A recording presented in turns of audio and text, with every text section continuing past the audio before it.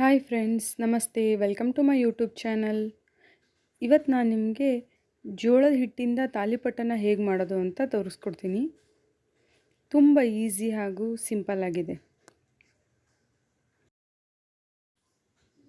ಇದಕ್ಕೆ ನಾನಿಲ್ಲಿ 2 ದೊಡ್ಡ ಸೈಜ್ ಈರುಳ್ಳಿ ತೊಗೊಂಡಿದ್ದೀನಿ, 2 ಕ್ಯಾರೆಟ್, 5ರಿಂದ 6 ಮೆಣಸಿನ್ಕಾಯಿನ ಸಣ್ಣದಾಗಿ ಕಟ್ ಮಾಡಿ ಇಟ್ಕೊಂಡಿದ್ದೀನಿ. ಇವಾಗ ತೋರಿಸ್ತಿದ್ದೀನಲ್ಲ, ಈ ಬಟ್ಲಿಂದ ನಾನು ಹಿಟ್ಟನ್ನು ಅಳತೆ ಮಾಡ್ಕೊಂಡು ತಗೊಳ್ತಾ ಇರೋದು. ಆ ಬಟ್ಲಿಂದ 2 ಕಪ್ ಆಗುವಷ್ಟು ಜೋಳದ ಹಿಟ್ಟನ್ನು ತಗೊಂಡಿದ್ದೀನಿ.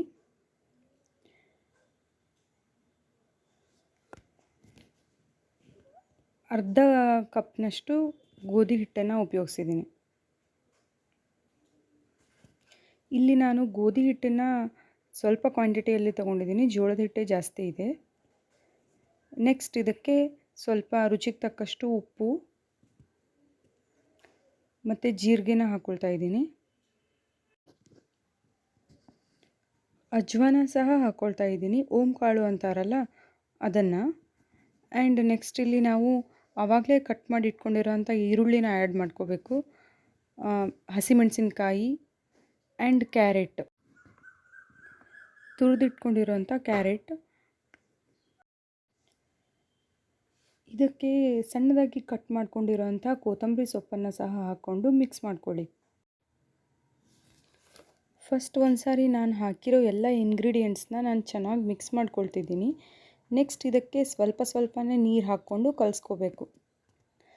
ತುಂಬ ಗಟ್ಟಿಯಾಗೇನು ಕಲಿಸೋದು ಬೇಡ, ಸ್ವಲ್ಪ ಮೆತ್ತಗೆ ಇರಲಿ, ಅಂದರೆ ನಾವು ತಾಲಿಪಟ್ಟು ತಟ್ಟೋವಾಗ ಈಸಿ ಆಗುತ್ತೆ.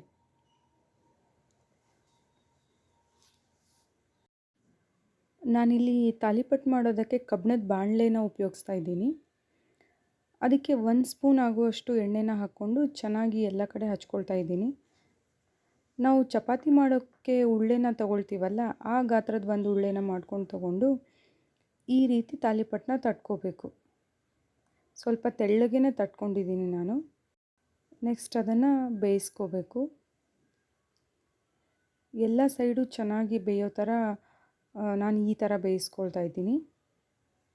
ಹಿಂಗೆ ಬೇಯಿಸ್ಕೊಂಡ್ರೆ ಅದು ಎಲ್ಲ ಕಡೆಯೂ ಸರಿಯಾಗಿ ಬೇಯುತ್ತೆ. ನಾನಿಲ್ಲಿ ತಾಲಿಪಟ್ಟು ಮಾಡೋದಕ್ಕೆ ಬರೀ ಕ್ಯಾರೆಟ್ ಮಾತ್ರ ಯೂಸ್ ಮಾಡಿದ್ದೀನಿ. ನೀವು ಇದಕ್ಕೆ ಸೌತೆಕಾಯಿನೂ ಹಾಕ್ಕೋಬೋದು, ಮೂಲಂಗಿ ಮತ್ತು ಕಾಯಿ ತುರಿ ಇದನ್ನೆಲ್ಲ ಹಾಕ್ಕೊಂಡು ಮಾಡ್ಕೋಬೋದು, ಚೆನ್ನಾಗಿರುತ್ತೆ. ನಾನು ಪ್ರತಿ ಸರಿ ಒಂದೊಂದನ್ನೇ ಮಾತ್ರ ಯೂಸ್ ಮಾಡಿರ್ತೀನಿ. ನೆಕ್ಸ್ಟ್ ಇದಕ್ಕೆ ಒಂದು 1/2 ಸ್ಪೂನ್ ಎಣ್ಣೆ ಹಾಕ್ಕೊಂಡಿದ್ದೀನಿ ಬೇಯಿಸ್ಕೊಳ್ಳೋಕ್ಕೆ. 2 ಸೈಡು ಚೆನ್ನಾಗಿ ಬೇಯಿಸ್ಕೊಳ್ಳಿ, ಇದು ಟೇಸ್ಟ್ ಚೆನ್ನಾಗಿರುತ್ತೆ ಆ್ಯಂಡ್ ಆರೋಗ್ಯಕ್ಕೂ ಒಳ್ಳೆಯದು. ನಾವು ಕ್ಯಾರೆಟ್ ಎಲ್ಲ ಯೂಸ್ ಮಾಡಿರ್ತೀವಲ್ಲ ಅದಕ್ಕೆ. ನೆಕ್ಸ್ಟ್ ಇದನ್ನು ನಾನು ಕೆಂಪು ಚಟ್ನಿ ಜೊತೆ ಸರ್ವ್ ಮಾಡಿದ್ದೀನಿ. ನೀವು ಒಂದು ಸಾರಿ ಟ್ರೈ ಮಾಡಿ ಹೇಗೆ ಬಂತು ಅಂತ ಹೇಳಿ. Thank you.